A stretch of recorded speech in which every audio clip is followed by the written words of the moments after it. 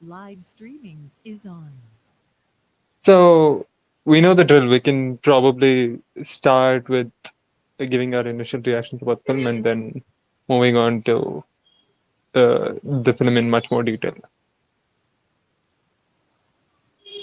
So Kaiwale, would you like to start? Uh, so first of all, I felt that the theme was food, obviously, but Hmm. it was more. This movie dealt more with the culinary side of the food rather than the actual food. Hmm. Because obviously there was very, detailed. Okay, first you should set this thing, then you should set that thing, and stuff like that. Hmm. Oh, by the way, spoiler warning, because someone yesterday mentioned that a lot of people do not watch the movie entirely, so it's a spoiler warning. So there Oh, is a lot it's of a emphasis given of, practically. If it's a discussion about the film, it's definitely a spoiler. So yeah, yeah. So be warned. It's a de facto be warned. yeah, but still, I just said okay, let's just put it out. So yeah, Okay. basically, a lot more on the culinary. It's a lot more on the culinary, Hmm. and obviously it being set around the royal dinner. Hmm. So the things that usually end up in a royal scenario. I Hmm. mean, I'm not sure if this happens in real life in today's day and age, but maybe it might happen with the maybe in England it might happen even today. I'm not 100% sure, but yeah, it Hmm. was very interesting the way. I think VIP style must have something similar, like the security measure, especially. You know, the testing the glass is bulletproof or not, and stuff like Hmm. that. So that was Hmm. something that I really liked. I do not remember watching anything like that ever done, so that was really good. And the one thing that bogged me down in this movie is because I see a lot of mainstream movies is the introduction of some potential love interest and then completely not going in that direction at all, like ending Hmm. it at an absolutely different note.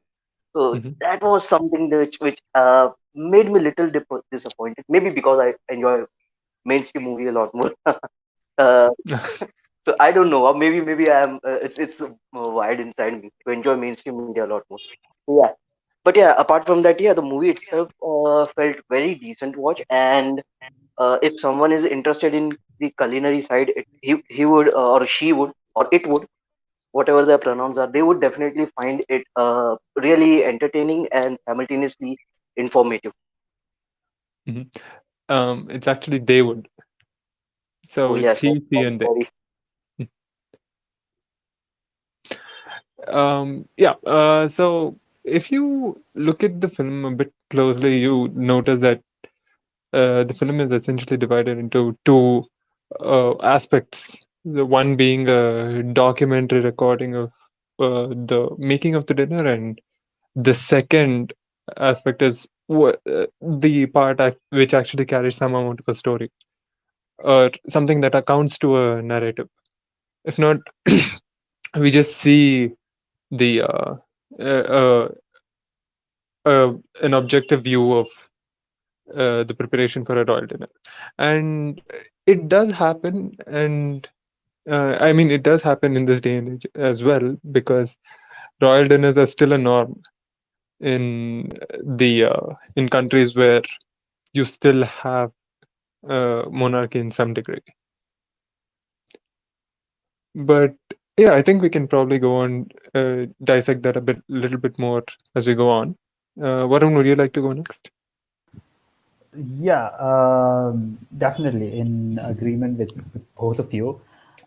This movie is a satirical take on, as we all know, like it's a satirical take on the elite class and especially the royal families, right? So, and with their all nonsensical customs that okay, the cutlery should be placed at the right position and the plate should be placed at the right position and all with all those customs. Okay, the waitresses and the waiters need to be well mannered and they should not do anything out of their comfort. Like there shouldn't be seems to be uncomfortable or anything like that. So, and we could all also see like this, the royal family and the whole guest uh, were much more give importance to dignity and pride rather than just enjoying a dinner, an evening with all the guests and the gatherment that they were having. So, yeah, it was definitely a fun movie to watch, like a light-hearted comedy movie. So, yeah, that's and we could also see the class divide between these waitresses and the kids who were taken as some kind of an intern or some kind of an intern for these uh, It was sort managers. of Yeah, traineeship. yeah. So to learn about these hotel management stuff, they were all they should follow. Right? Yeah, You're right about it being a parody of the ridiculous customs the royal families often follow. It's mostly as taste. The traditions and the rituals are mostly as tasteless as their food, yeah. which is Mhm. also an element in the a Right. comic element in the film. And it seems like in in consideration of Olmi's other films, this also has a strong social commentary of how there is a sense of fantasization of the elite, their lifestyles, their culture, and their rituals by the middle and poor class. And this also had a kind of metaphorical representation of uh, the middle class or the or people who fantasize about.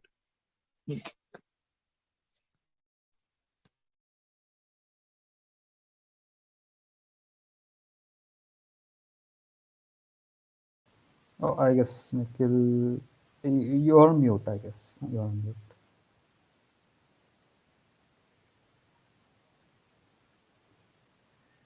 So yeah, hello.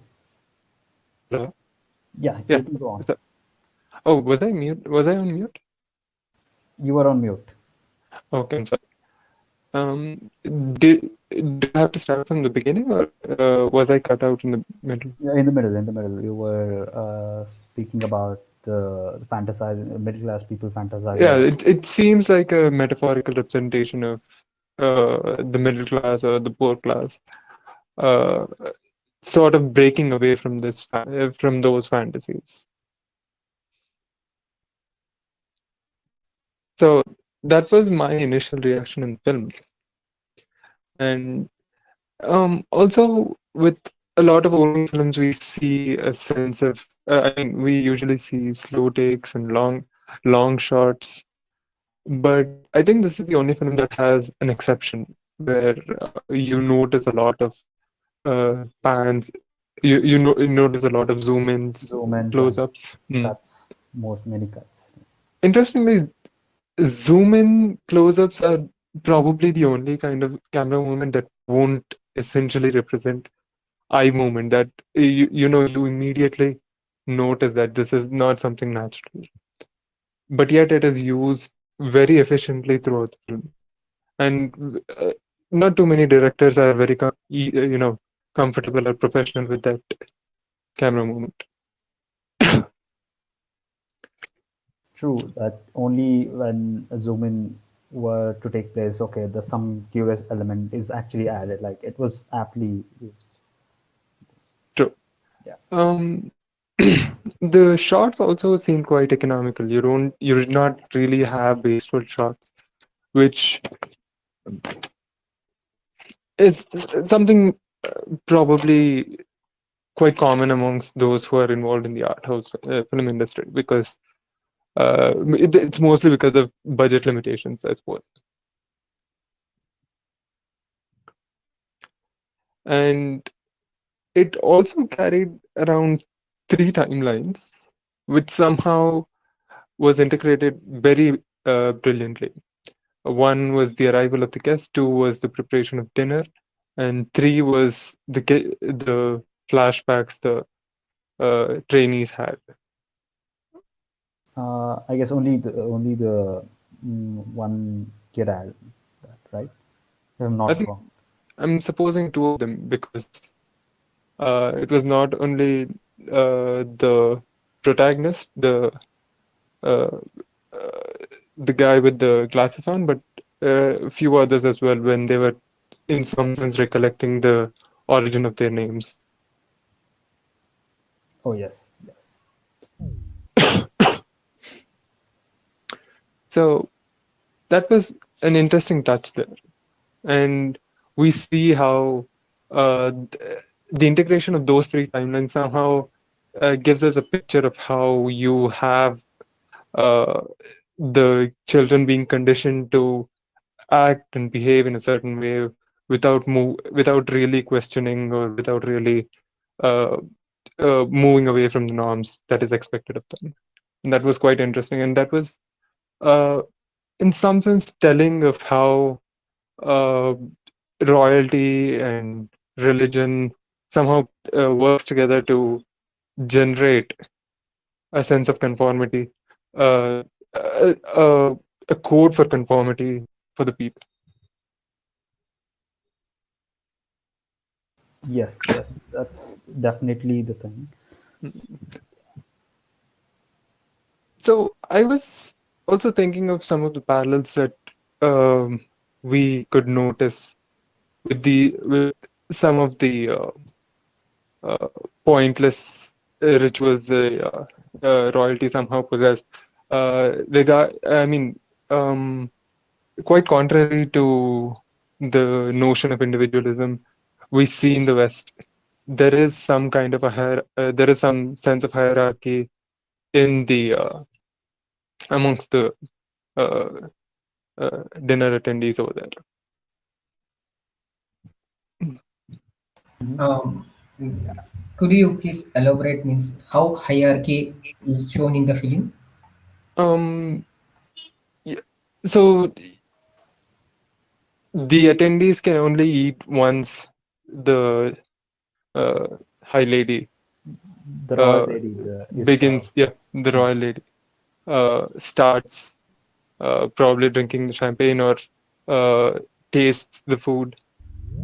So there is that sense of hierarchy, and um, you know, the entire dinner, which is actually an annual thing, is somehow designed to please her ladyship. I think in our Indian system too, we have this custom that when we were Yeah, in we joint used to family. show that kind of respect to the elders, but here they have the uh, uh, respect probably uh, invested on the monarchy or the government. Mhm. But don't you feel that this practice was somehow what to say a good thing in olden days? For example, in our family, when I was kid, my grandfather used to begin.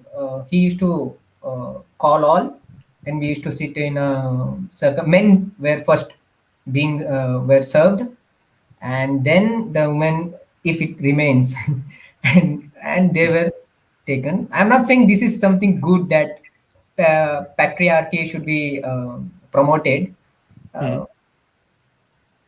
uh, but there was some what to say that coming together, sitting together, and eating. That was something I really enjoyed.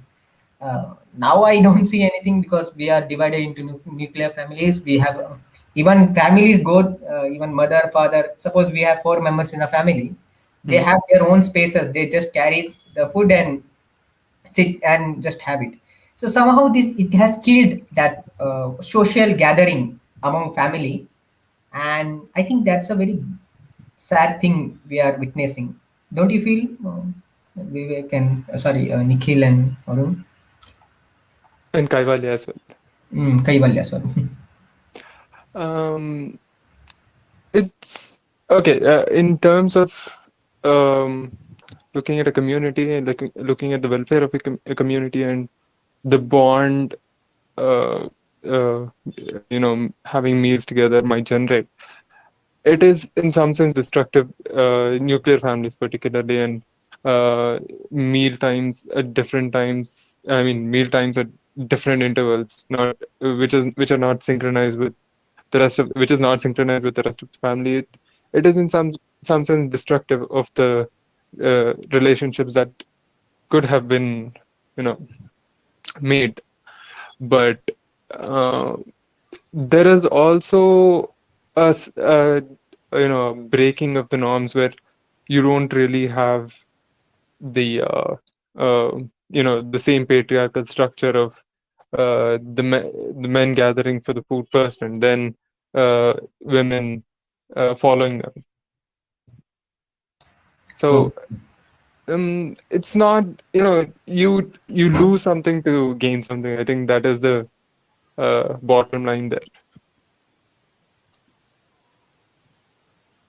And also when we come back to the movie, like this is this wasn't like the usual gathering that we will have. Like we gather around with friends and have a evening dinner, or with a family evening dinner. So it was nothing as such. Like this whole movie was based on a royal family's royal lady serving the dinner to her guests.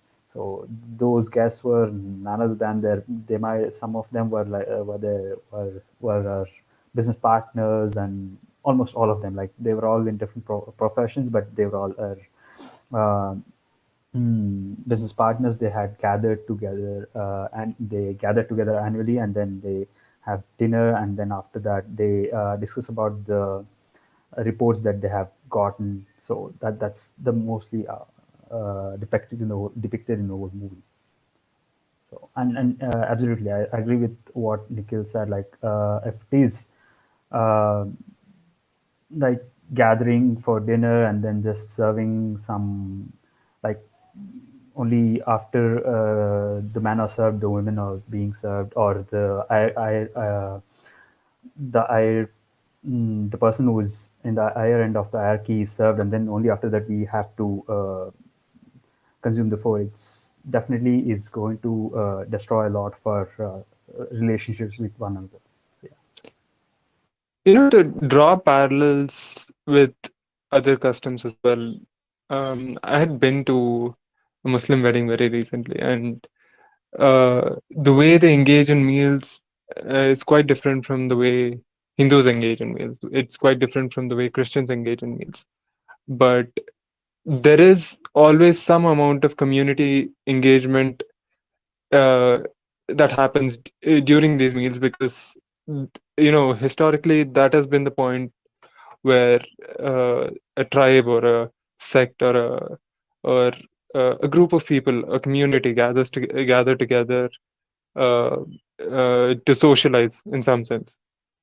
So that also probably could be, one of the precursors of festivals and numerous traditions that involve food in some degree, which also is something that happens in the film as well. This is actually an annual. It's not really something that's associated with uh, the entire community in any sense, but it's a select number of people having dinner on a particular day. It's something akin to a family tradition.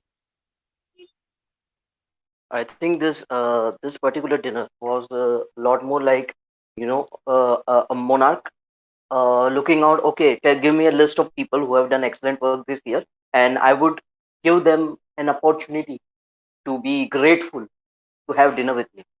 That was the thing. This particular dinner was basically an vanity project for the monarch. That is what I honestly believe. And hence, comparing it with the community gathering is absolutely wrong. Like, community gathering happens No, for a this different, is not and this. actually, they're not, select number of individuals from the commoners. I mean, they're not commoners actually. They are mostly businessmen. They're mostly elites and Yeah, so right that's what from. I'm saying. Yeah, that's what I'm saying. Like the monarch says, okay, take down the list of top influential people this year, and I would give them an opportunity to be grateful for having a dinner with me. So basically, yeah, it's basically a vanity project, right? And it's not like Mm, those people do not want to be over there, except for that one person who is, I think, is royalty himself, and that's why he changed. Oh, I do not care how she has made the seating. I want to sit at the farmost end, and he makes everyone shift one chair, right?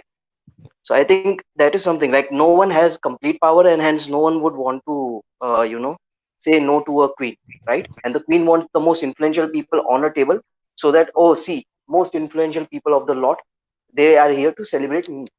It's a vanity project, it's a PR event, whatever you want to call it, right? I think it is more like that. And on the other hand, what Muhammad was saying was that whole family coming together to eat, that was more for the bonding purposes, right? I mean, I do not know. Now, obviously, you have a different thing. In our family, what used to happen was that people who work in the kitchen, because, garam food, the hot food, hot chapatis are served immediately for eating, right?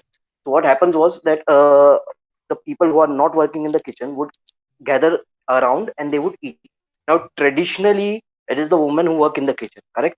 But a lot of families, like I know few families who have cooks, so the cooks also do not eat together, right? Now, obviously, comparing with the cook would be something different because cook is not a part of family for a lot of people, and few people actually treat cooks like the family members, right? So again, that is another discussion altogether. But over there, that is the thing. So I know for a fact, because there are a lot of families in which like women are working class women, right? They go to job and do stuff, so they do not sit at the end. They actually sit together with the husbands and other members, and the woman housewife, usually she cooks in the food because she is responsible for serving the food at the right time, right? It's her responsibility, and she wants to serve the hottest food possible. I think that looking it from the point of patriarchy alone is useless. That is my opinion. Obviously there is an element of patriarchy, why are men not allowed to enter the kitchen, right? So men should not be allowed to enter the kitchen. Men should not be allowed to wait. So this type of things also is a part of patriarchy in it. But putting it completely blatantly as a part of patriarchy would be wrong. And that is what Muhammad was also trying to say, right? Because as a kid you do not understand. But as a kid also sometimes you are in the kitchen with your mothers and helping them, and you always eat with your Kind of mothers. It's not good. the responsibility of a housewife to cook for the family. It's Sorry. not. No, it is not the responsibility of a housewife to cook for a family. So No, I'm not saying. I'm saying that that's the responsibility they have took the on themselves. responsibility of a That is housewife the to cook for the responsibility that family. they have took on them. So obviously, it is something that has been, like we say, conditioning, right? Obviously, they are preconditioned to assume that this is their responsibility, so that you might call it. But if someone is willfully saying that, okay, I will cook the food for the entire household, then I want to serve them hot food, so I will eat in the end. So that is their own now. Obviously, if someone is forcing them to, no, no, once we are finished, only then you can eat, then that is something different. Now, and I'm not saying that this does not happen. There might be few households where this thing also happens, but I'm just saying that conditioning is one thing, different thing, and patriarchy is forcing them. No, no, this is the rule. You will have to do that way. That is also a different thing. I'm just saying that thing. So what Muhammad was saying was probably that, in a family as a unit we come together and we eat food, and that is something that he misses. So that was something different. That is what I'm saying. If there are so many households where there are already cooks present, right? They do not cook themselves. So in those households, I do not see women waiting for the men to, and the dining table is usually huge, and they eat with the men. So this is what I am saying from my personal experiences. Now, obviously, you can say, oh, those are privileged people, or maybe they might have reformed. Obviously, there is also this opportunity, sorry, not opportunity, but the privilege that they have. But saying it completely, putting it on patriarchy is not this thing. I'm just saying, if a woman is outside working outside, now obviously, now when a woman is stopped from working outside, that is patriarchy, right? You're forcing a woman not to go outside. That is patriarchy. You're forcing a woman to do something in a particular manner. That is patriarchy. But when a woman, be it preconditioned, obviously it is preconditioning. I will not deny that. But if she is doing from her own will, how much right it is called, it is to call it patriarchy. That was my only objection. Okay. I'll probably talk about some confusions that may have arisen. So first, Mohammed was on a grander scale talking about the traditions that actually go into having a community meal, and uh, uh, um, this the unparalleled. The film was mostly about an annual tradition of all the royalties gathering up, and the royalty particularly was made to seem powerless, and in this day and age, with constitutional monarchies and parliamentary democracy, they are essentially powerless, except for a few ceremonial titles that they possess. So there are a lot of similarities here and there, but the scalings are obviously quite different.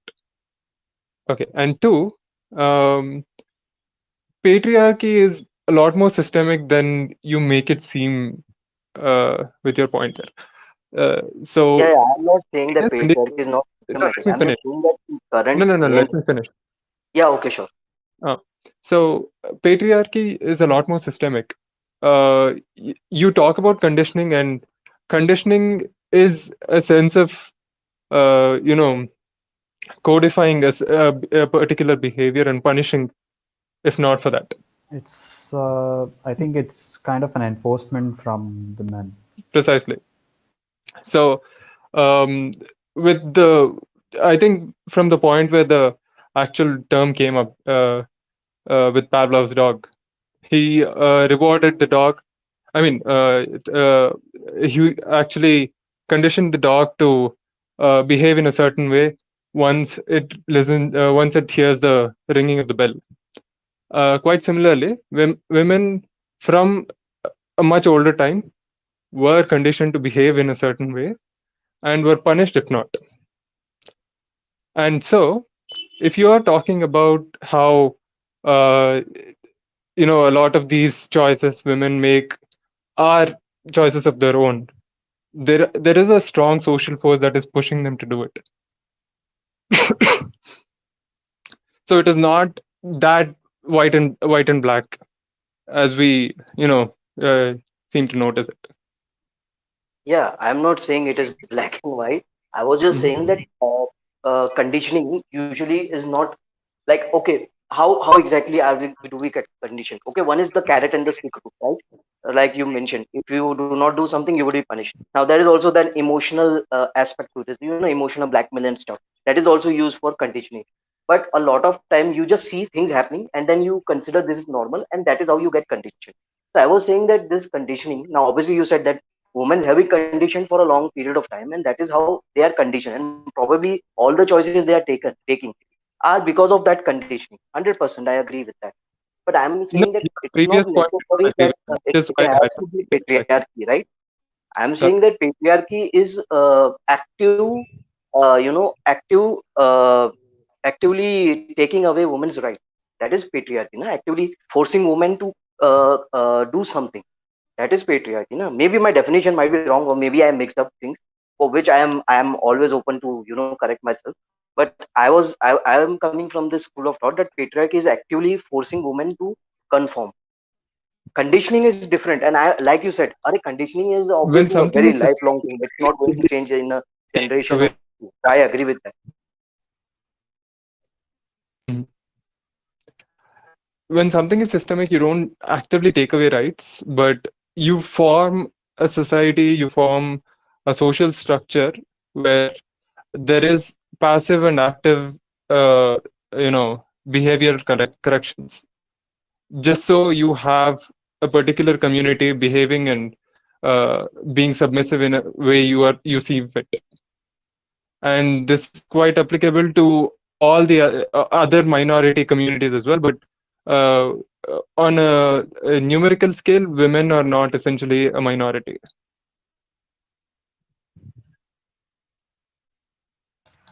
True. Have you but seen any socially stat? they are treated like. I just wanted Yeah, to please go tell ahead. that recent ratio that men have a sex ratio is now 1000 to 100 and 1022. Means ladies are more now than men. That's a good thing Mhm. happening in our society. I recently read somewhere now. Uh, Statistics.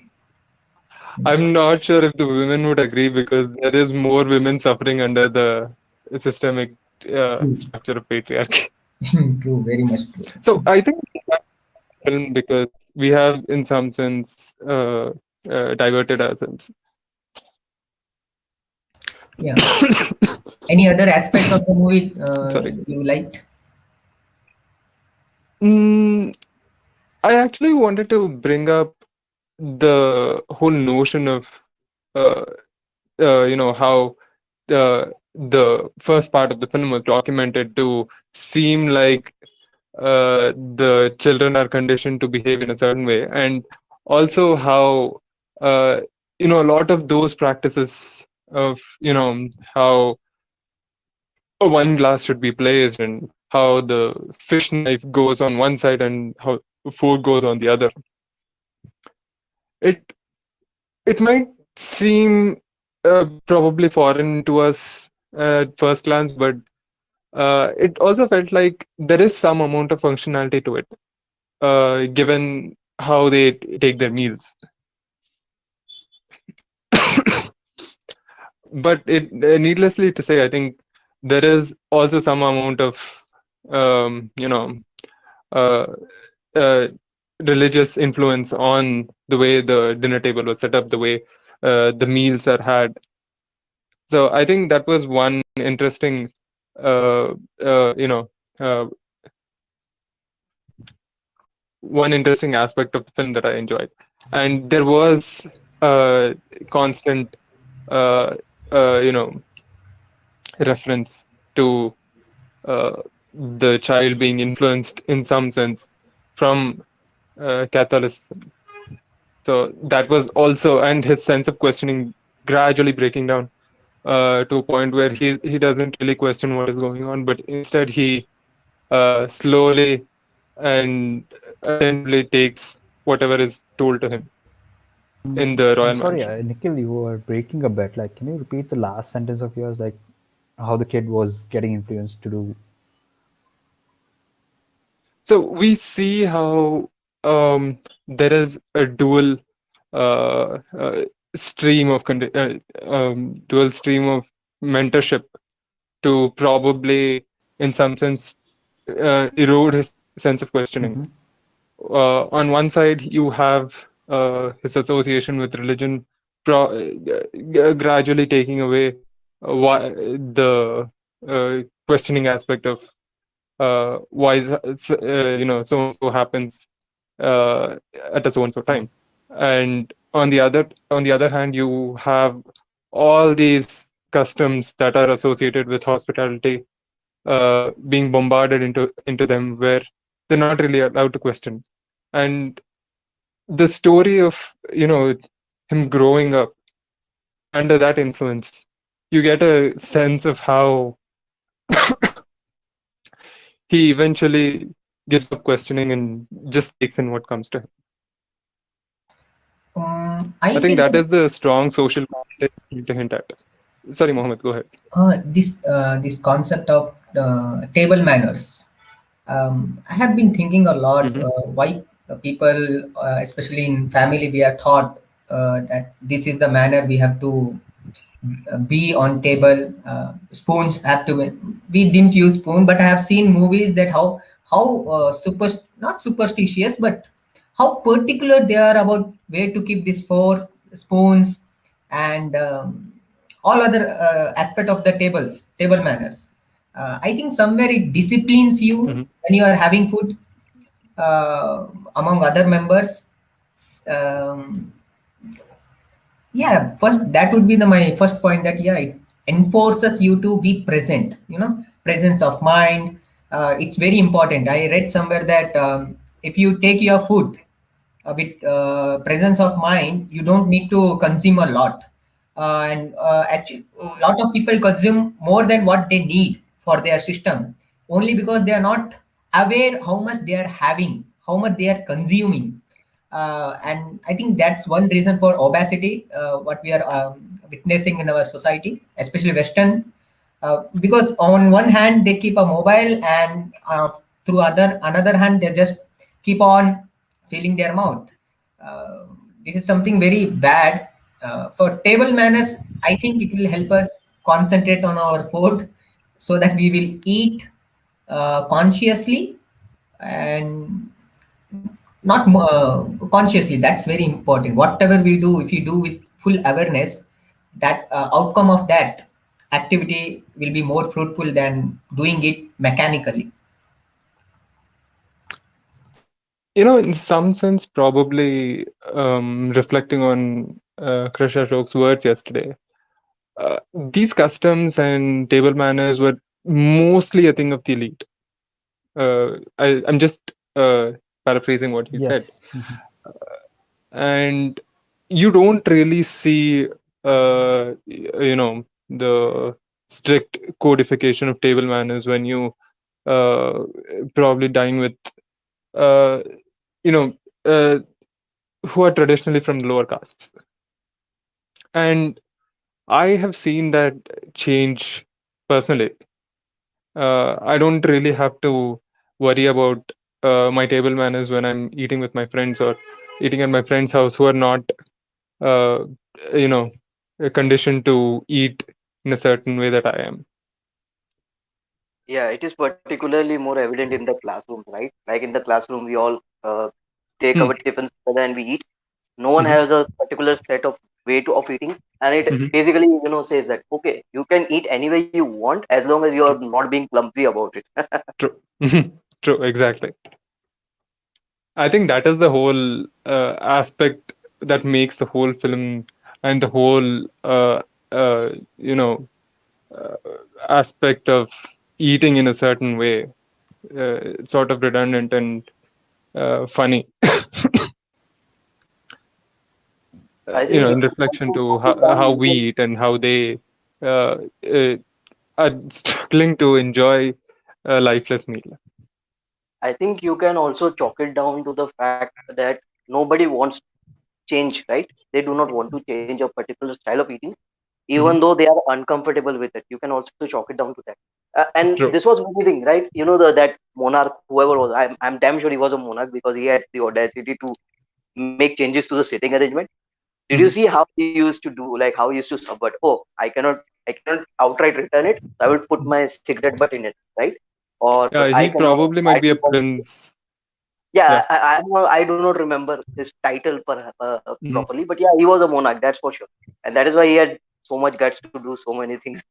Oh, So you he, might be a friend of the monarch, but definitely No, would you be. cannot. If you cannot be friends anymore once you do that. Uh, okay. No, I'm not exactly entirely sure, but the way he reacted or interacted with the monarch seems to be okay. They know each other like from a long time. So since that's and he doesn't like the monarch itself, so that's the Unless reason, I you're guess. blood related, I don't think you have the kind of privilege to do what he did. yeah, the black sheep of the house, sort of. Mm, exactly. And so yeah, that was the thing that I really like. And as far as the kids being forced to make it in a particular manner, okay, there must be this much distance, this much distance. Again, it also chalks down to that our clients, they wish it to be in this particular manner, so you have to make it in particular, because at the end, customer is the king, right? You are in the Mm, serving business, you have to serve it as per the customer's need.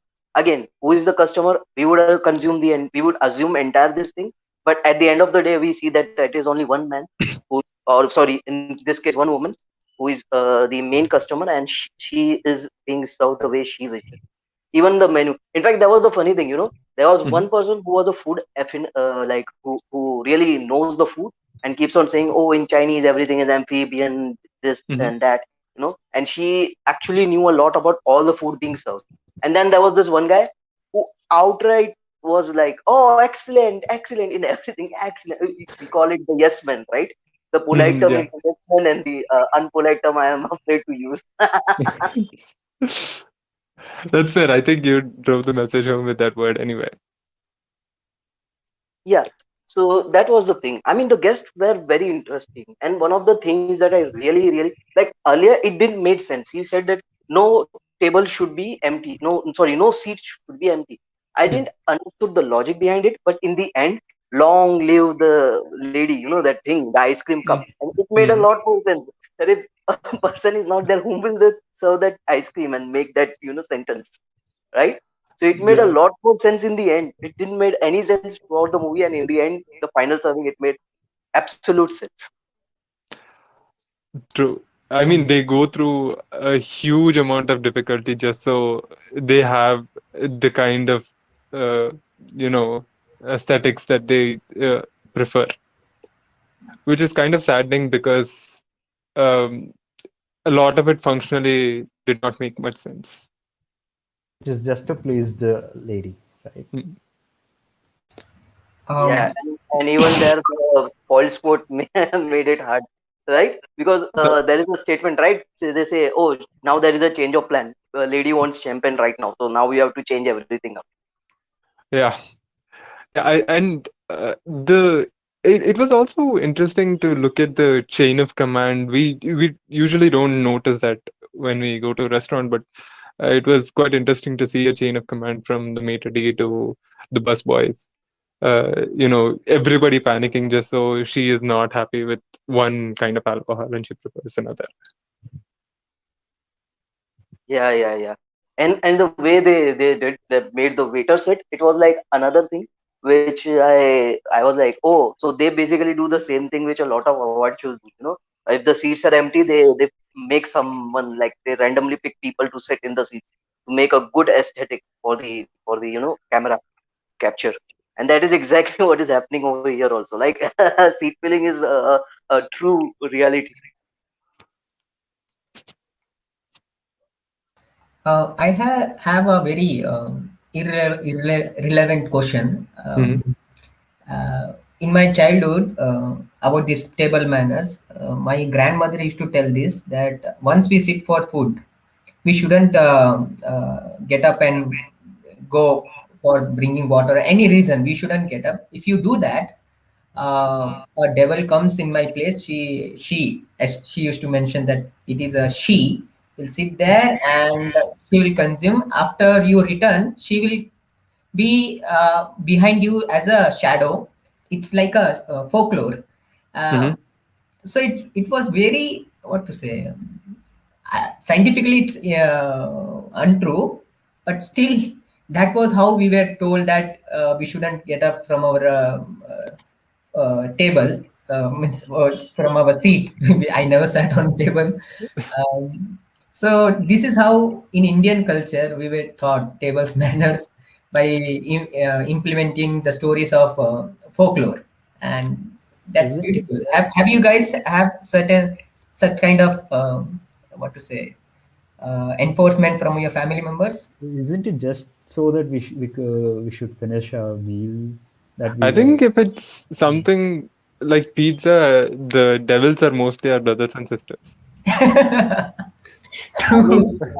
I mean, Mohammed, what you said was very interesting because if you see the whole punch tantra and the ace of table, these are all few stories which are said to inculcate some habits which are considered to be noble, right? So in a way, they are just trying to inculcate something which they deem to be the right way of eating food, right? Now, for example, in our household, there is this thing that you would only take that much that you can eat. If you want more, you can again take another serving, right? But if you put it in your this dish, then you have to eat it. I mean, obviously, as a child, I was not forced to eat it, obviously, but you have to eat it. And if it is left, then you are said that, see, you wasted this food. This wasted food could have been used for other purpose, right? Someone else could have been fed for it. So yeah, there are few small things that are being taught to us in a very, like you said, the being mindful, right? While serving your own food, you should be mindful how much you are going to eat, how much you are not going to eat. So these are small things that are being taught, assuming that it is going to inculcate a good habit, and mostly they do. Sometimes they don't. So yeah, it's up in the air. But yeah, this type of things, these are done just to this just to, because explaining it to a child sometimes become a really hard thing, right? A child cannot understand, oh, you need this much amount of carbs only, you cannot have more carbs, right? You also need protein. So how do we feed you protein? Or if you do not eat green veggies, which is important for mineral, you do not like it, how do we feed it? अरे तूने नहीं खाया ना तो भूत आके तुझे खा जाएगा. So that's just a like psyop, what we call, it's just a psyop to ensure that we get our required share of minerals in our body. So I think that is something which is like again the carrot and the stick thing to condition us to do this with good intentions, sometimes having bad outputs also. That's fair. So, in some sense, I think we've covered many aspects of the film that we Did we were cover supposed to. this? Did we Sorry, cover this thing about that attraction he has with that guest, the main protagonist? it didn't really seem like attraction, but rather harassment in some degree, in a very straightforward degree, to be honest. Are you talking about the lady who borrows the lighter? Ah, yeah, that is also another thing. But I was talking about that. The guest. He was always watching towards the guest, and Oh, he was okay. I'm so sorry. I'm so sorry. That, angel. that was not harassment. Yeah, yeah. Uh, it seemed It like was a. associated with the fairy tale that he was told about by his granny or someone. Mm.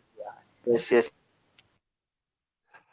I mean, So I think the conditioning that you and Mohammed were talking about earlier, uh, just a bit before the question came up, that sort of plays into the film as well. When we think about what happens when he associates an angel with the guest over there. yeah. Oh, we also saw one more moment. I guess when the guest was trying to say something, and and the main lady who was arranging the entire thing, she Mhm. immediately called in the band to shut his voice down. Like, a very polite way to shut someone's voice.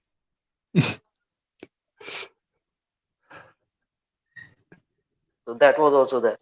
Uh, but I honestly felt bad that they did not explore it. And the one thing that I still do not understand, why did the protagonist in the end decide to run away?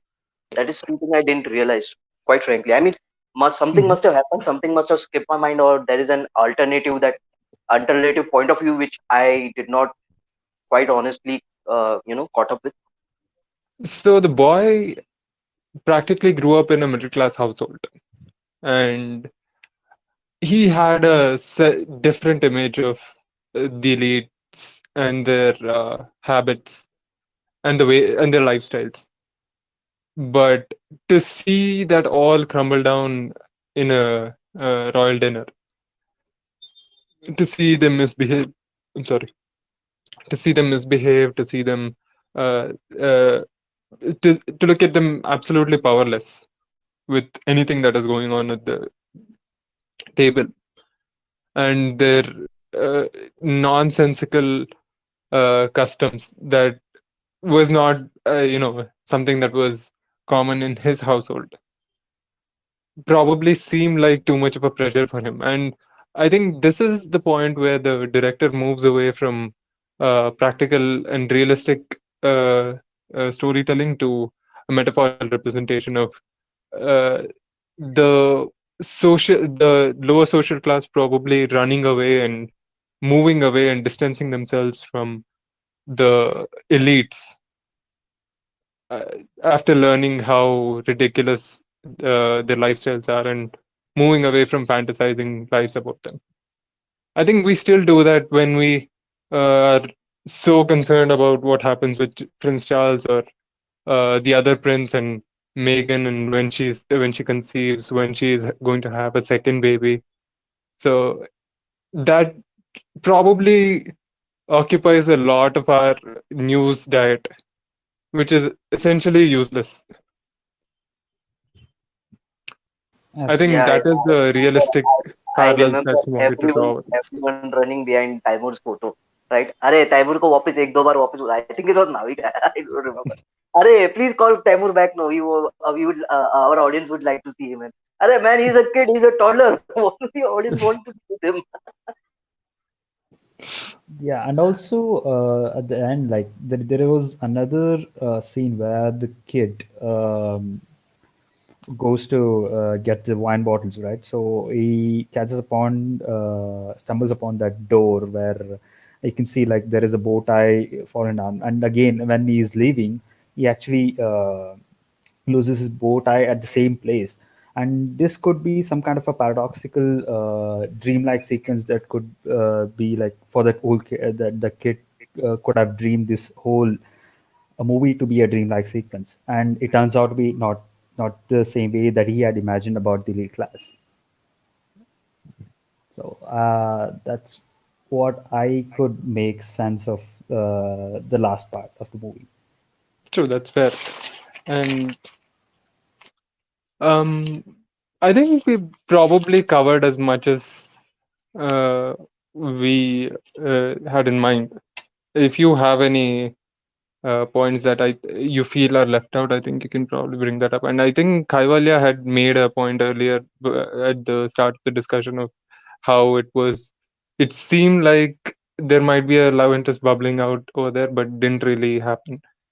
That usually happens with a lot of art house films, and that is not, since you're not restricted by commercial budgets and commercial production elements, you can explore characters in a much different way, and much different angles can be provided, and a lot more character depth can be given, which are not really that accessible with commercial films.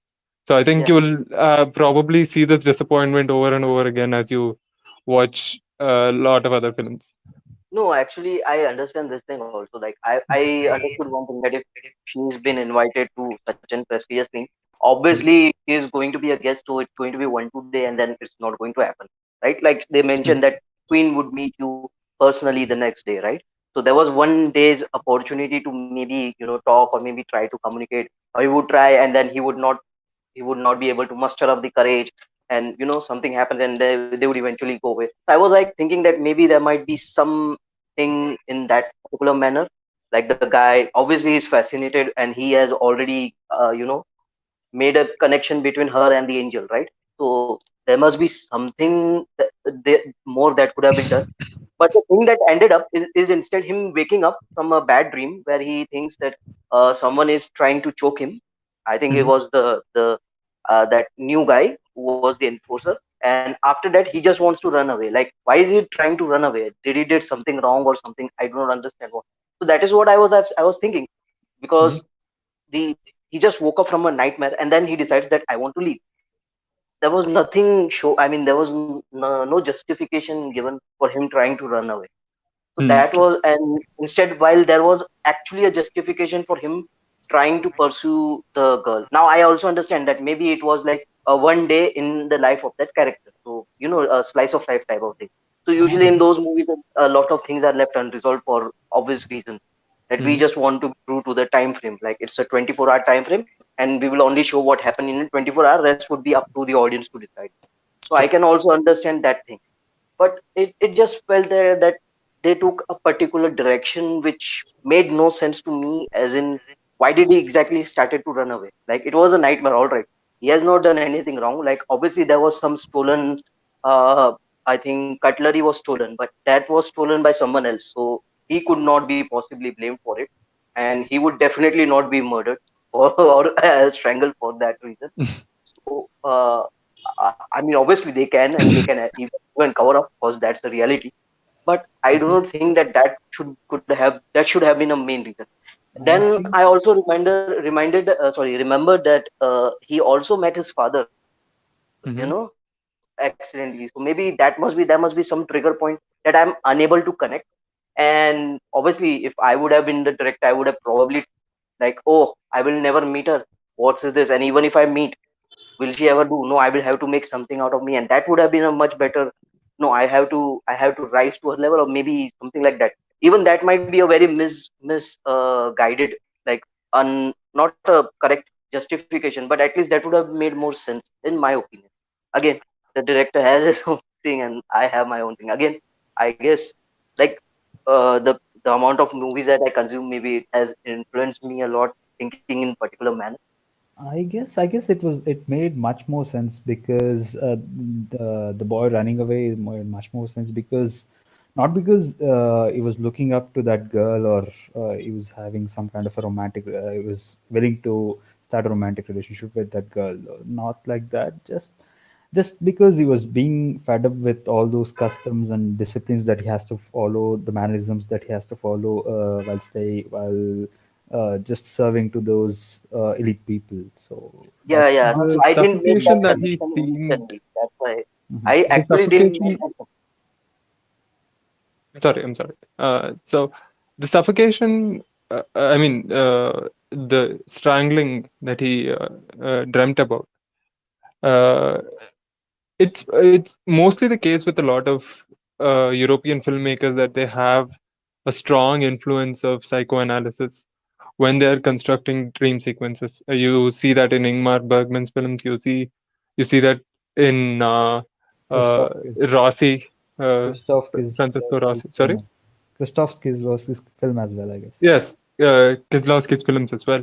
So there is a subconscious pressure on him of watching his whole uh, idealistic reality crumble down. And the pressure started to get him because there began an identity crisis, and that is what he ran away from.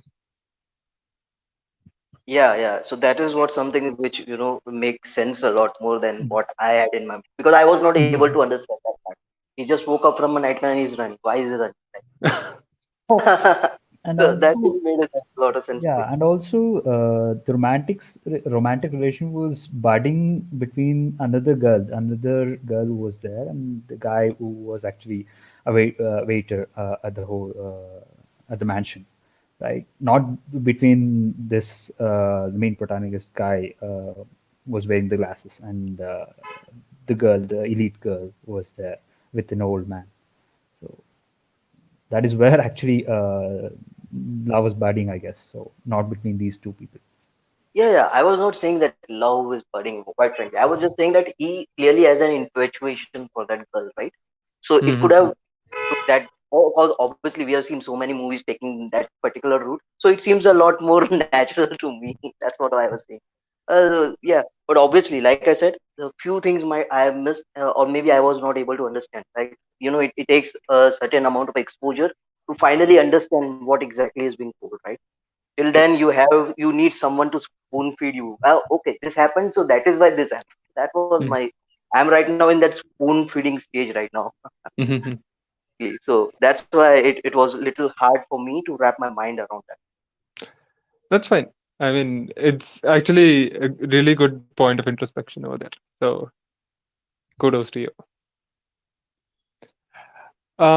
If we have any closing statements, I think we can hear them now, and probably we can end the discussion. Are there any closing statements? Actually, to be honest, I enjoyed this film much more than I thought I would enjoy, Mhm. because this was an unusual film which I watched, which has much more detailing, like given attention to detailing, like Mhm. on the hospitality and the way they all present and everything. And in the end, it all seems to be useless, right? So, yeah, that was, and you could also see there is not much more dialogues at all. Like there is apt usage of the dialogues wherever it is necessary, and not anything more than that. So that was really Yeah, I think you and I had a problem of checking for the subtitles because yeah. we probably seek through the pointer that we didn't find any dialogues. It was mostly Yeah. characters moving around, music. Yes. Yes.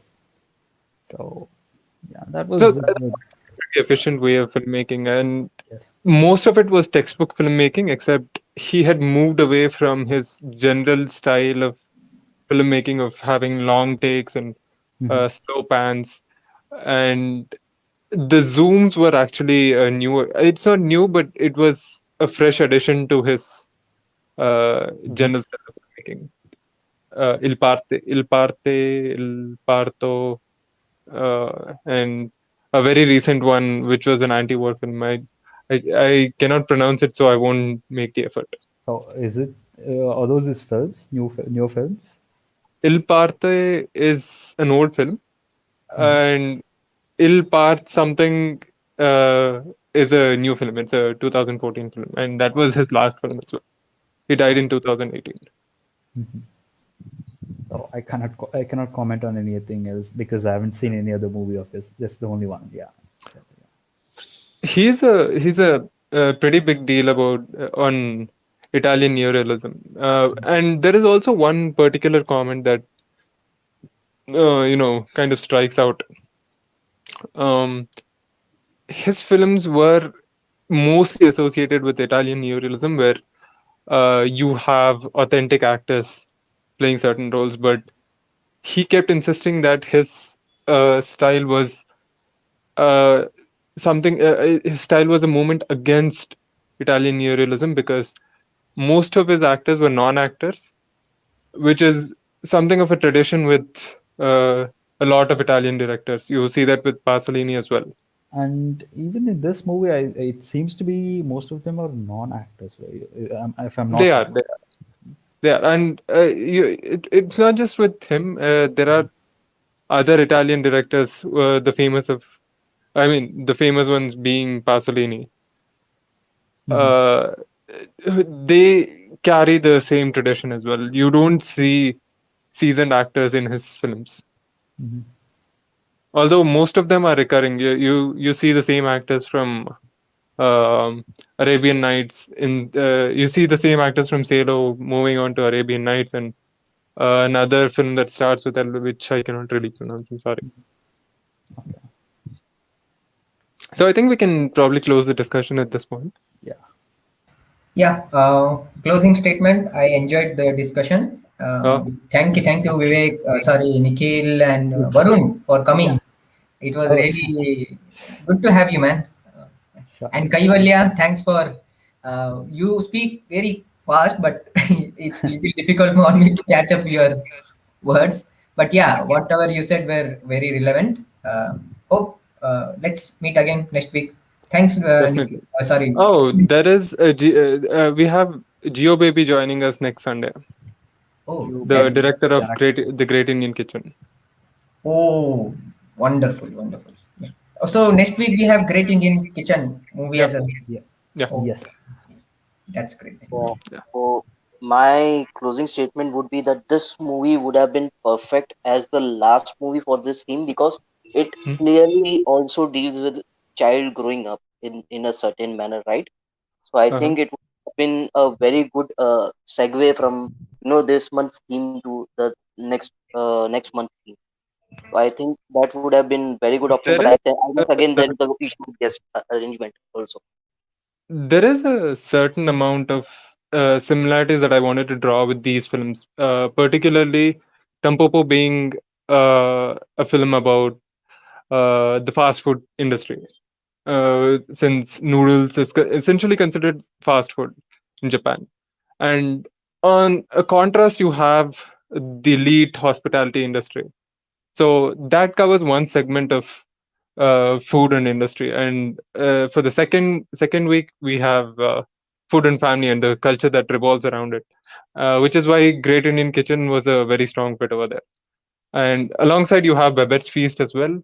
And for the third week, you have Sideways and uh, Hernesia, which is I think about. it's Herencia or something. Yeah, Even I I can't think remember I as well. have a problem pronouncing that. Thank you. So that those films, I mean, Herencia and Sideways are about platonic and romantic relationships growing out around the aura of food. And the fourth one is the societal interaction of food and the exterminating angel, Louis Buñuel's one of Buñuel's best films, uh, is mostly a social commentary on the bourgeoisie.